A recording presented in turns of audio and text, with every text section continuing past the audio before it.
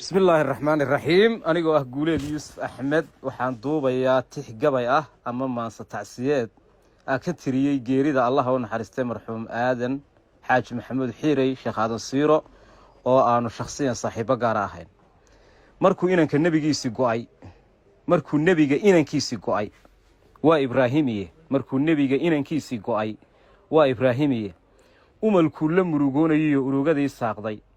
wuxuu yiri dartaaba indhuhu nala ilmeeyeen wuxuu yiri qalbigu aawada uu alwanayay hayeeshe ilaahay makhluuq aaminaanahay oran mayno buu yiri waxaan ku anshax fiicnayne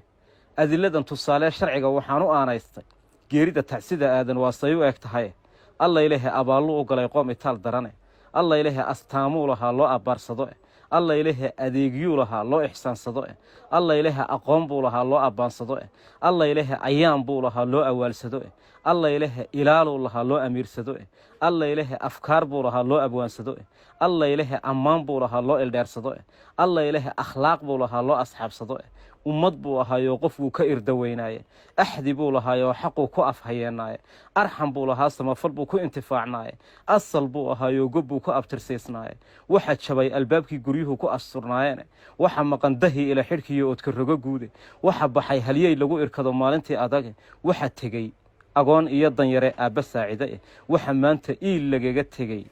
aadana hanade waxa maanta lagaga yimi aadana hanade hayeeshe ilaah baa lahaa aadan maxamuud ararta nafs samirsiis u qoray oo hiyay noqone